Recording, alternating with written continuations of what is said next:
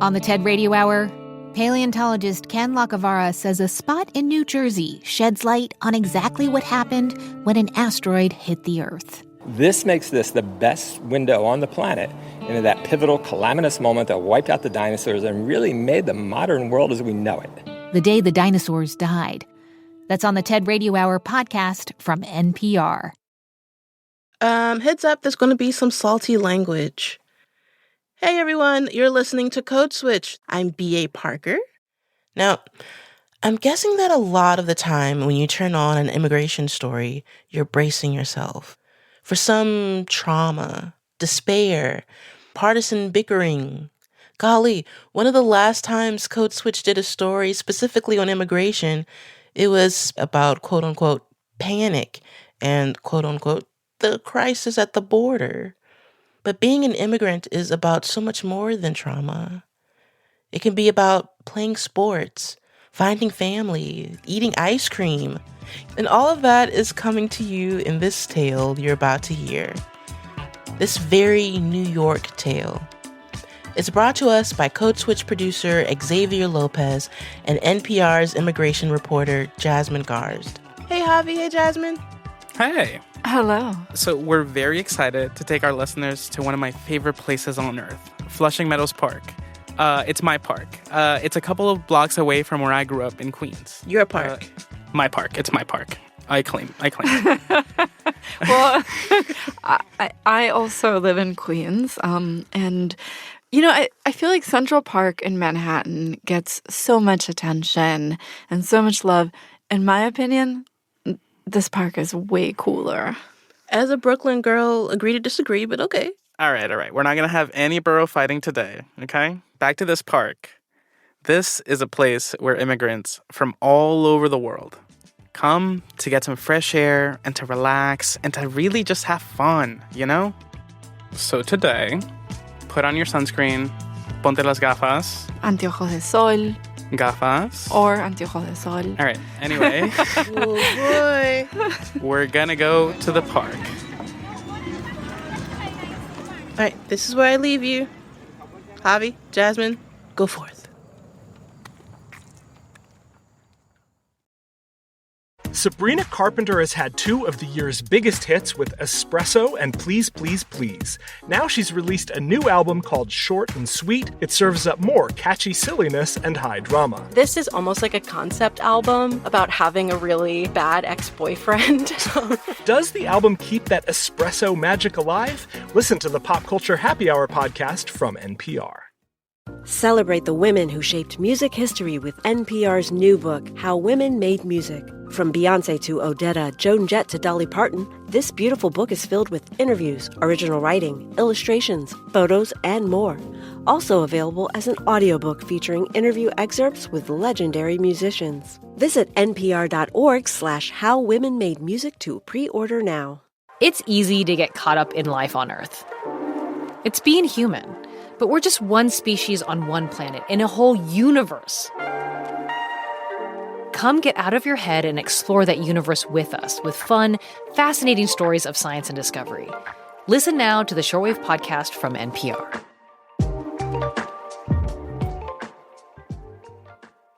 When it comes to your health, Shortwave is a science show you can count on. We bring you clear information rooted in the best research to keep you and your loved ones safe and well. Listen to the Shortwave podcast from NPR.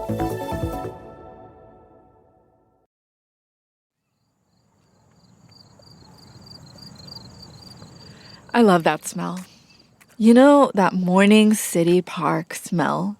It's like the smell of dewy earth and fresh cut grass and evaporating beer from the night before.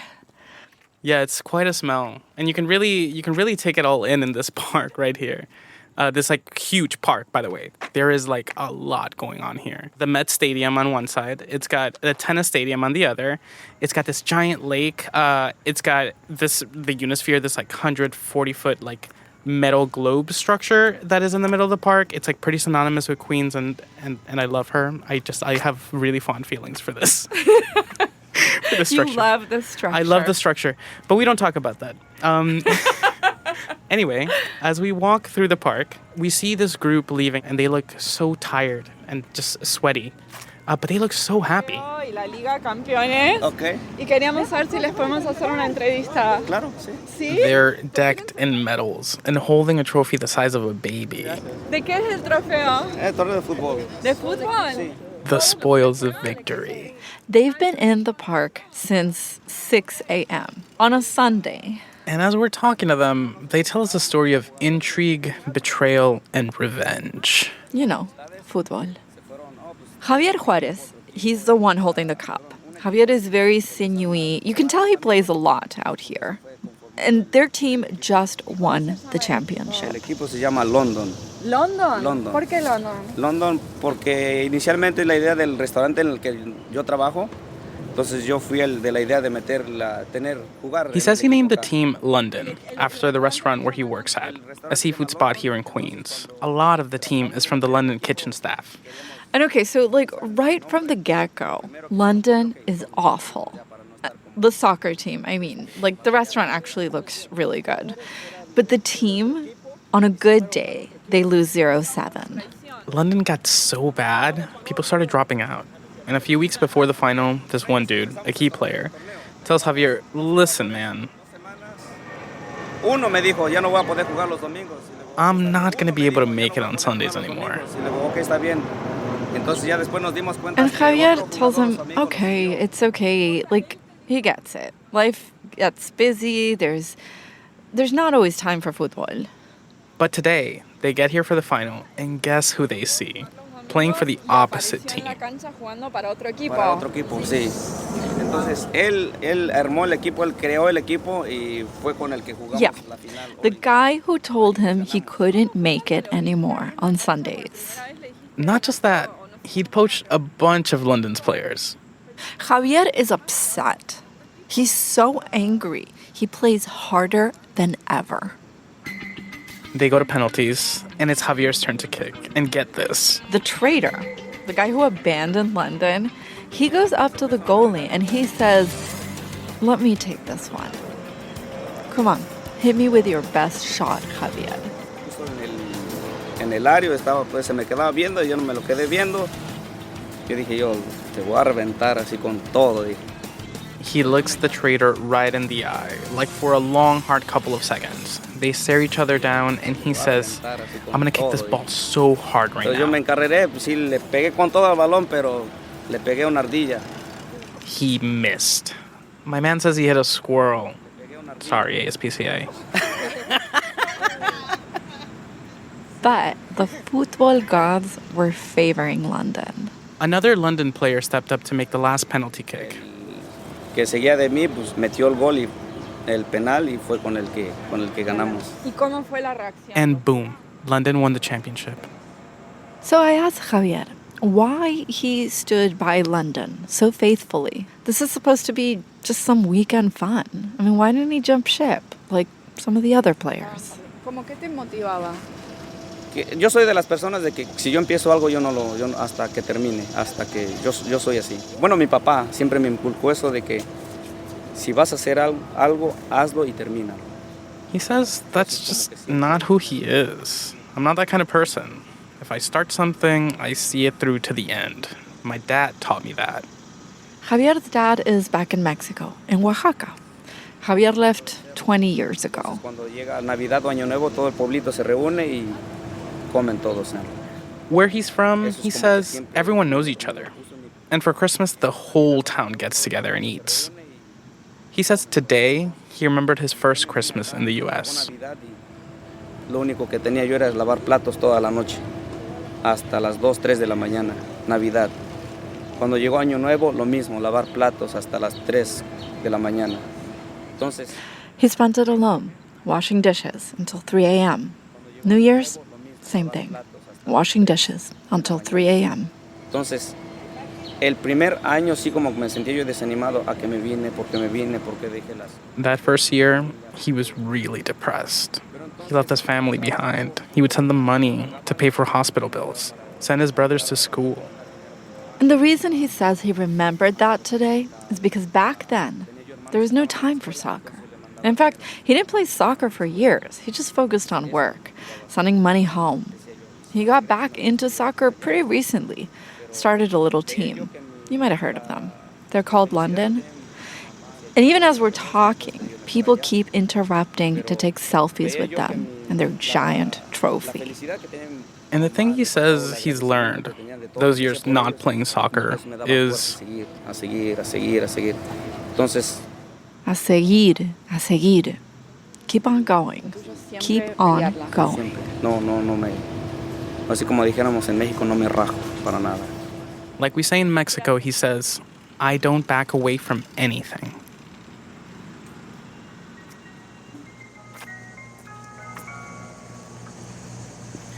Okay, so we're walking towards the Unisphere, the love of my life, the giant globe.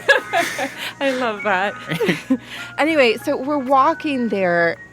There's so many food stands. It's selling different kinds of ceviche and cebollado. And okay, so first of all, Queens has the best food in all of New York. And this park is excellent in terms of food. I'd say better than any park in New York.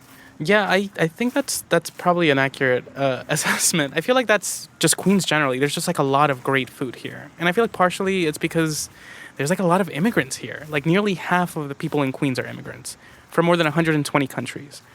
And you can see some of that represented here at the park. I see a lot of Latinos and Asian folks who make the park their community, and people of all ages. Older folks that come here to feed the animals, and the young people that come here to just like hang out.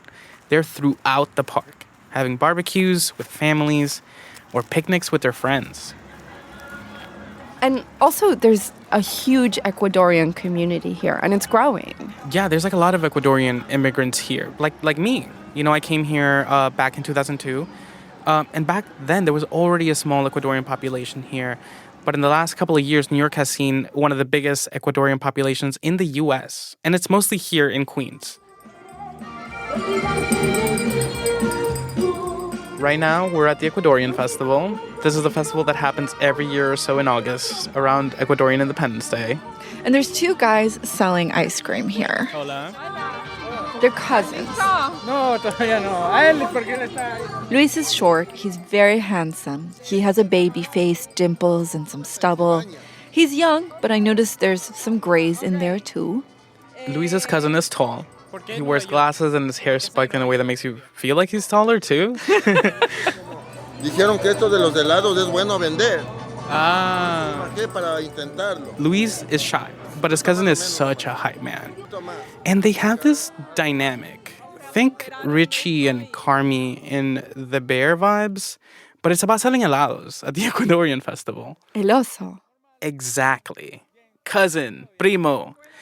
And his primo keeps pushing Luis to talk to us while pointing an helado at him the entire time. Él me dijo que te hagan la entrevista. Digo, no, todavía no estoy. So Primo says, you should do it, man. Do the interview. Don't be so shy. And Luis starts telling us his story. About how the situation in Ecuador, it's gotten pretty violent. Yeah, I mean, cartel violence has driven a lot of the recent immigration out of Ecuador, and it's impacted almost every Ecuadorian I've met here in New York. My family included. So Luis told us he did what so many people do in order to come to the U.S. He hired a coyote, which is sort of like a guide that brings you up through Central America and Mexico to the U.S. border. And he paid this guy about $20,000. ¿20 para venir a Estados Unidos? Sí, es caro. Which is not an uncommon fee to get you all the way from South America to the U.S. Coming to the U.S. is expensive, he says. But he got here. He crossed the U.S.-Mexico border and turned himself in, said he needed asylum. He comes to New York. Bueno, yo por mi lado estaba pensando cómo pagar mi deuda. He has this $20,000 debt to the coyote who brought him here. So many migrants find themselves in that situation, owing a lot of money, basically to a cartel. And those are not people you want to owe money to. And keep this in mind. When migrants like Luis arrive, they don't have permission to work here legally. So Luis, he gets a job in construction, but he also decides to do street vending gigs. The clock is ticking. Every penny and every second counts. But he says there's this one additional hurdle. Sí, yo siempre he sido tímido con las personas. Sobre todo hablarle a una mujer. La verdad. He's really shy. So he starts reading this book. Estaba leyendo Los Hábitos Atómicos. Atomic Habits by James Clear, a motivational speaker from Ohio. Poder ser más arriesgado. Build better habits, eat healthier, and take more risks. Be more open, be more of a businessman, grow as a person, challenge yourself. It's very Americana meets Ecuatoriana. So when he heard about this Ecuadorian festival happening at the park today, he thought, be a businessman, challenge yourself, go sell some ice cream. Still, he says, when he got here, he kind of froze up. Like, you gotta stand here amidst hundreds of people, really loud music blaring, other vendors yelling over you. ¿Y esto hoy te puso nervioso hacer esto? Un poquito, la verdad, pero hay que hacerlo porque si no lo hago, nadie lo hará por mí. And then he thought about his aunt. When he was a kid back in Ecuador, Luis used to sell flowers on the street with her. Rosas, rojas, amarillas, muchos tipos de rosas, crisantemos, claveles, tulipanes, de todo tipo de rosas. Roses, yellow roses, tulips, all kinds of tulips. And she would tell him, listen, you can't afford to be shy. So he says he repeated this mantra. Vamos, yo puedo, tengo que seguir, tengo que luchar, tengo que volver a casa por mi padre, tengo que seguir adelante. I gotta keep going. I gotta fight. I gotta go back home for my dad one day. I gotta keep going. And he took a deep breath, and he yelled it. Helados, helados de Salcedo, helados de sabores, helados, helados. Helados, pruébese su helado de Salcedo de sabores, llévese y no se quede con las ganas. ¿Cómo se escucha esas palmitas acá en el Parque Flushing? Vamos a ver. Todo el mundo con las manos arriba, vamos. All of this ice cream talk is making me hungry. You wanna go get some food? Let's go sit down and eat something.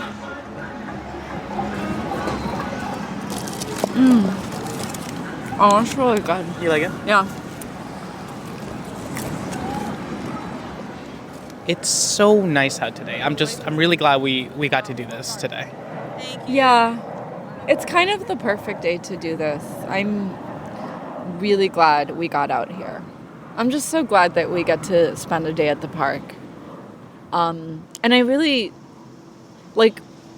so I'm an immigration reporter. And I work a lot between, I spend time at the U.S.-Mexico border, and then I come back to New York. And this last trip to the U.S.-Mexico border was really hard. Is it okay if I talk about something kind of heavy? I met a mom who had just crossed, and she had a toddler. They were actually from Ecuador. And he was passed out. They had been walking all night, and he was passed out, and something had stung him in the eye, and he just looked like someone had beaten the shit out of him. And it's just, she was like, please help me. And I flagged down. Eventually a border patrol car came by, and I flagged it down, and I was like, hey, there's a minor. I think he's probably like 5 years old. He's passed out. And the guy just drove off. And eventually, like an hour later, they came back, but we were trying to get this kid to stay awake. This kid looked like Rocky or something. It was bad. And in the next couple of days, I couldn't cry. I was like, why the fuck can't I cry? Then I got back to New York, and I get back to Queens. I take a day off.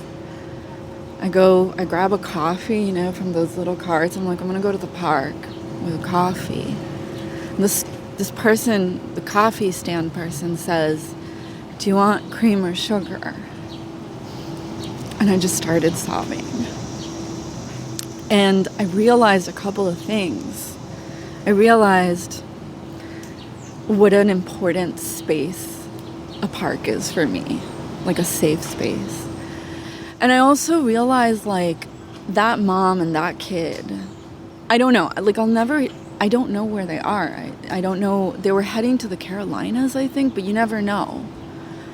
And one day, they will get to have a picnic in a park like this one. You know? Like, they will have a life. I just met them on the worst day of their life. And they will get to be somewhere like this. It just really made me think about, I don't want my reporting to just be the worst day of immigrants' lives. I also want it to be a normal day or a beautiful day. I'm sorry, did I ruin our day at the park? No.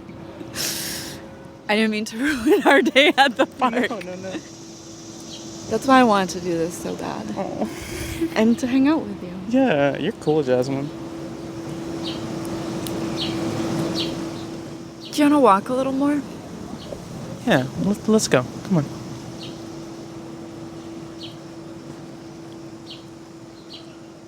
When we come back, this is a very attractive park, if you know what I mean.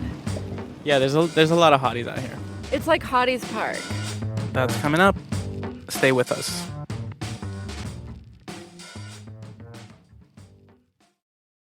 Hey, it's Mike and Ian. We're the hosts of How to Do Everything from the team at Wait, Wait, Don't Tell Me. Every week, we take your questions and find someone much smarter than us to answer them. Questions like, how do I safely jump out of a moving vehicle? How do I dangerously jump out of a moving vehicle? We can't help you, but we will find someone who can. Listen to the How to Do Everything podcast from NPR. There are a lot of ways for humans to both slow the pace of climate change and adapt to our new reality. NPR is spending a week exploring areas where we can improve. Addressing food waste turns out to be one of the biggest climate solutions of them all. Join us for a look at the future of food with NPR's annual Climate Solutions Week. Explore with us at npr.org/Climate Week. Okay, so tell me if this sounds like you.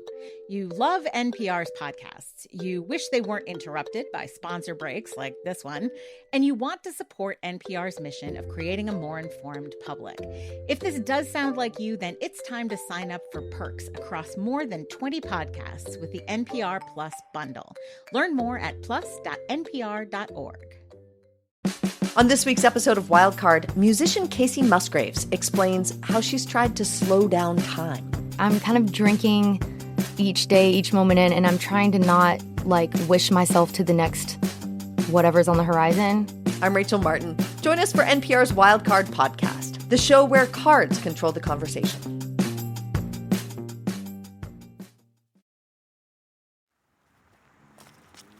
Xavier. Jasmine. Code switch. Do we want to do one in Spanish? Yeah. Ayer. Code switch. It's afternoon now, and we just got back from this huge Colombian lunch. Jasmine had a nice piping hot sancocho, this fish stew, on a beautiful summer day, which is odd. I regret nothing. Okay. And we're now trying to walk this off a little, so we head in the direction of the cricket fields. Okay, and can I just say, this is a very attractive park, and I'm not just talking about the foliage. Yeah, this is a very attractive section of the park. It's like right now we are looking at some sort of mirage of hotness. And it's like a group of some of the most attractive men I've ever seen in person. And just lounging on the grass. It's like a Calvin Klein ad. And not only that, they're incredibly well dressed. Their shirts are red with little bits of blue and black stripes throughout. It's got this big lion on the shoulder with the words Lion Champion spread across the abdomen.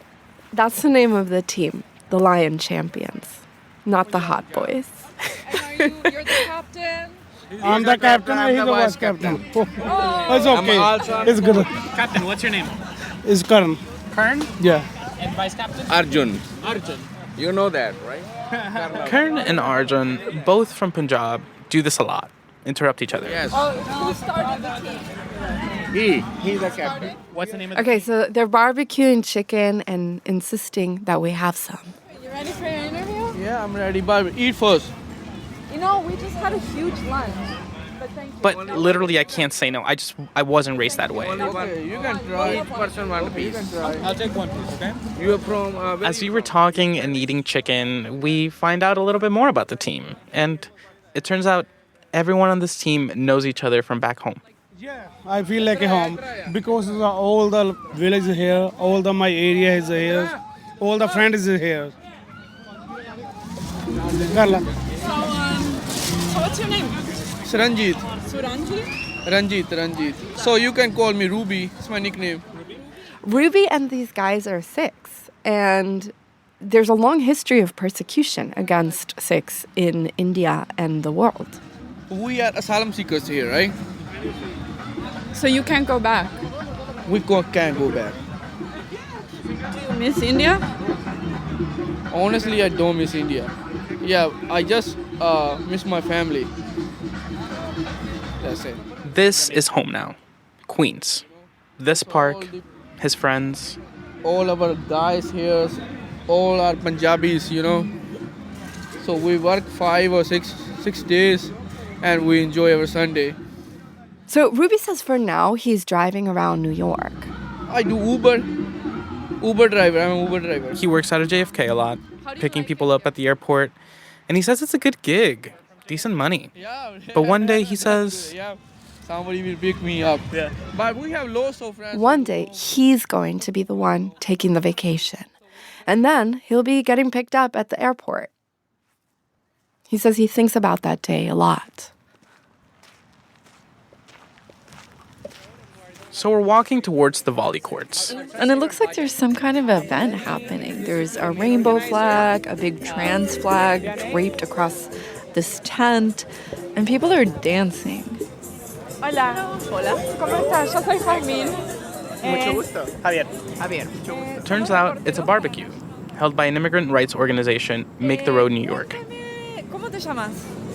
Mi nombre es Jasmine García. Soy una mujer trans mexicana, migrante, al igual que muchas personas aquí. Y pues estamos aquí haciendo un barbecue con la comunidad LGBT, principalmente mujeres trans, migrantes, personas de color, indocumentadas, de todo un poco. Cuéntame, ¿hace cuánto estás aquí? Jasmine Garcia is originally from southern Mexico, but she left 15 years ago. She's a trans woman, and Mexico can be really difficult for trans people, even more so than here. So as a teenager, she came to the U.S., to Queens. And she built her life here. And then, a year ago, she got this surprise. Her sister and niece were coming to live in Queens. And her niece didn't know that Biani is trans. Y más que nada es como que al principio, cuando ella llegó aquí hace un año, tenía 5 años, ella no sabía sobre todo sobre mí. So she started bringing her niece to the park. They walk the dog here. And they have these really long talks in which she explains what it means to be trans. A veces venimos a caminar al perro. Poco a poco le he estado explicando sobre qué es una transición y para aceptación principalmente a la comunidad, ¿no? She says something that can seem unremarkable to a lot of people, like walking your dog in a park with your niece. That means a lot. To just be out together in public.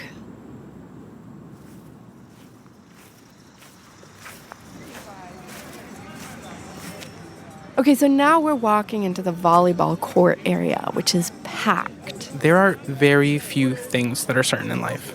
Death, taxes, and Ecuadorians playing volley. I guess I never realized that not everyone is into volleyball like us. It was just so baked into like all parts of life.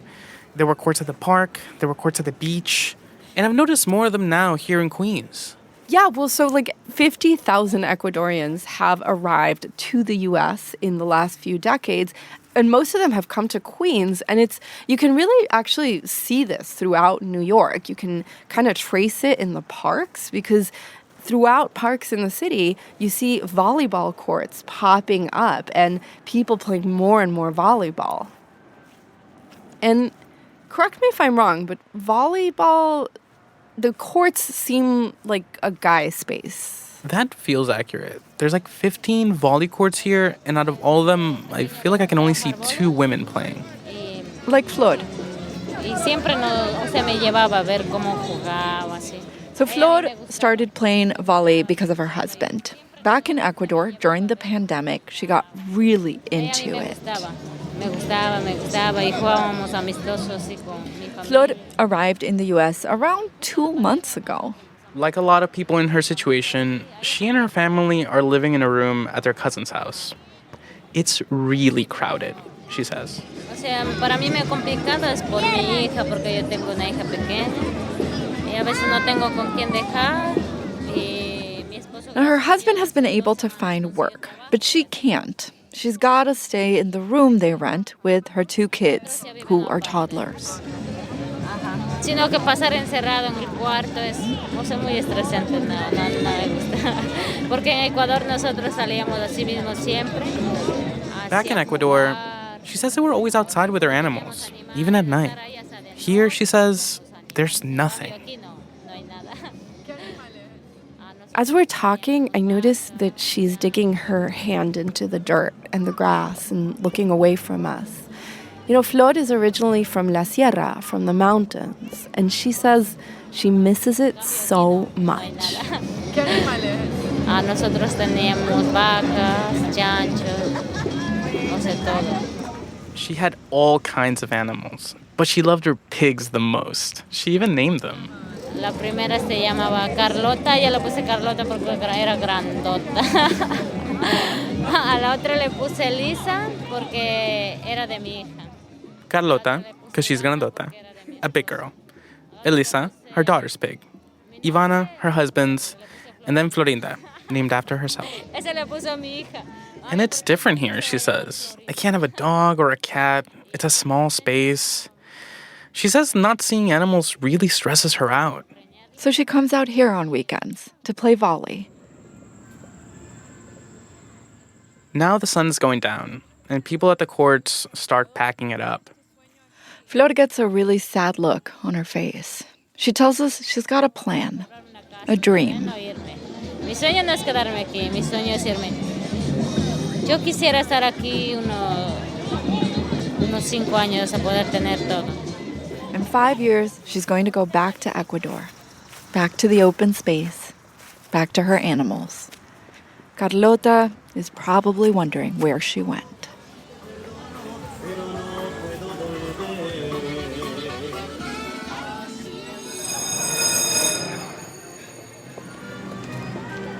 Before we leave, we stop by the merry-go-round. La calecita. El carousel. Un carrusel de niños. Okay, sure.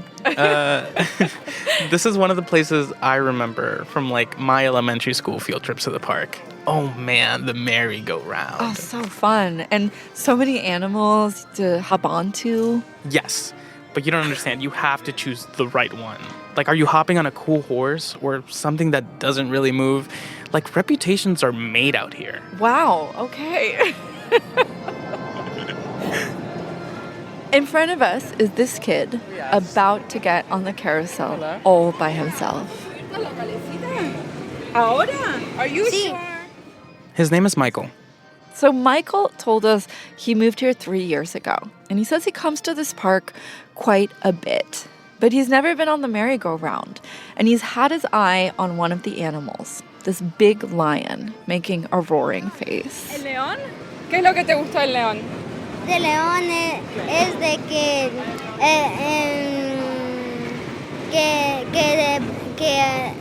caza. I asked him where he's from. ¿De dónde eres? De Ecuador.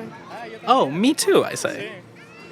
Pero yo soy extremo. Ah. ¿Eres extremo? Simón, me vine montando. Yeah, Michael says, but I'm extreme. Yeah, I know. He's like, we're from the same country, but I'm not a nerd like you, Javi. And I asked him, how old are you? ¿Cuántos años tienes? 8 para ser muy extremo. 8 years old, he says. 8 extreme years. Okay, so we're getting on this merry-go-round. 8 años. Ahora nos subimos. Nos subimos ahorita. Nosotros atrás de ti. We gotta find where that line is. I know. Ahora el león. Michael makes a beeline for this lion. He's been waiting. Not just waiting, Michael has been training. For a year, he says. He's been training with his cousin. No, para esto. Un año. Un año practicando para subirte a esta calecita. O sea, ¿estás listo? Simón. He says he's been doing cartwheels and strength training so he can up and ride this lion. ¿Cómo se siente?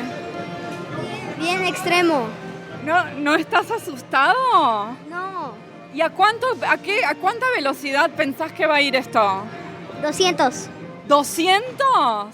Como a la velocidad de la luz. Okay, so the merry-go-round takes off, and it's not 200 miles an hour, but it is actually pretty fast. Damn, that is going a little bit fast.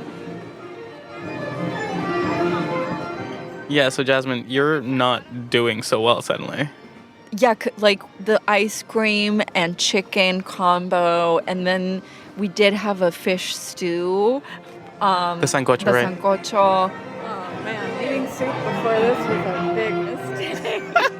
At this point, Jasmine asks him, how are you feeling? But I think you were more asking for yourself. ¿Cómo se siente? Bien padre. Michael is unfazed.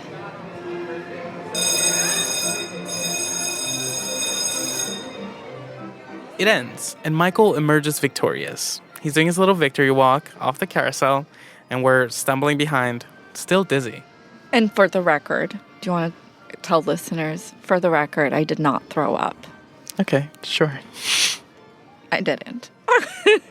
Outside, on a bench, we sit with Michael's mother, Estefania. No, frecuentamos siempre todos los fines de semana, pero es la primera vez que él sube acá. Yeah, she tells us he's been asking to come on this merry-go-round for a year, and she just finally gave in. Wow. O sea, es un chico súper valiente. Sí. Well, I say he's been telling us about what a brave boy he is. He is, she answers. Me salió un hijo muy maravilloso. She starts to tell us the story of how 3 years ago, she and Michael picked up and left Ecuador. Y de México me agarraron de lo que para Piedras Negras y de Piedras Negras. The two of them made it to the border. Michael was 5. They swam across the Rio Grande and asked for asylum. I ask if he got scared. ¿Y él se asustó? No. Él es valiente. Sí. Él como que fuera algún paseo. No, she says. He acted like it was a walk in the park. Sí, pero o sea, la verdad que yo me siento más feliz con él, porque él está conmigo. Él es como tu mejor amigo. Sí. Él es, sí. Yo siento que él es todo para mí. Sí, sí. She says since they made the journey to the U.S., they are always together, except when she works or he's in school. She has a job in construction, which, by the way, a lot of migrant women have been doing that. And then Michael interrupts in pretty much perfect English. Like my teacher speaks the both language, but he doesn't speak the both language. Oh wow, your English is really good. He's like, yeah. I could have done this whole interview in English. The two language is hard to control, but I control it really good. Yeah? Estefania is watching him. She's tearing up as she watches her son talk. Yo siento bien orgullosa de mí. Ay, me siento bien orgullosa de él. Yo prefiero que hable inglés. A él me enseña un poco. Yo en los pasos de él estoy poco a poco aprendiendo. I'm so proud of him, my son. I tell him I prefer he speak in English. That way I can learn from him. I don't have trouble ever. He doesn't have trouble ever. Ever? Not ever.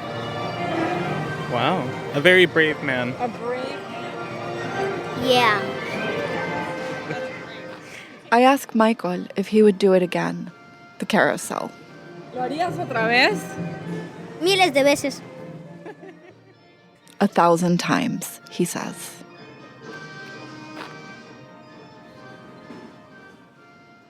As we're walking out the park, it's nighttime. People are going home. Street vendors are selling the last remaining bits of food and cleaning their gear. Volleyball nets are coming down. Tomorrow, everyone will go back to the grind. Back to the construction job, the kitchen, the Uber, the asylum application. Back to dreaming of going back home one day, or dreaming of never having to go back home. But just for today, everyone got their day in the park.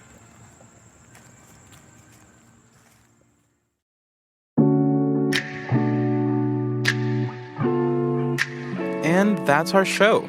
You can follow us on Instagram at NPR Code Switch. If email is more your thing, ours is codeswitch@npr.org. And subscribe to the podcast on the NPR app or wherever you get your podcasts. You can also subscribe to the Code Switch newsletter by going to npr.org/codeswitchnewsletter. And just a reminder that signing up for Code Switch Plus is a great way to support our show and public media. And you'll get to listen to every episode sponsor-free. So please go find out more at plus.npr.org/codeswitch. This episode was produced by me, Jasmine Garsd, Margaret Serino, and Christina Cala. It was edited by Courtney Stein and Leah Dinella. Our engineer was James Willits. And a big shout out to the rest of the Code Switch massive. Jess Kang, Jasmine Romero, Dalia Mortada, Verilyn Williams, B.A. Parker, Lori Lizarraga, and Jean Demby. I'm Xavier Lopez. I'm Jasmine Garsd. Take care. Cuídense, chicos. Who wrote this? We both did. I can tell. Dreaming. I'm Jesse Thorne. On Bullseye, Common tells us who inspired him. I was definitely looking up to Pete Rock and CL Smooth. And Pete Rock talks about the Common albums that he loved. Yeah, one day it'll all make sense. And the two of them will talk about how they teamed up for the first time in almost 2 decades. On Bullseye from MaximumFun.org and NPR. On the TED Radio Hour, online shopper Aparna Mehta used to get a lot of packages delivered to her door. Oh, per week? 12, 15. Whoa! Sorry, but I didn't think I was doing anything wrong. Look, the store is making it possible for me to order as many as I want and return back what I don't want. Shopping and the state of fashion. That's on the TED Radio Hour podcast from NPR.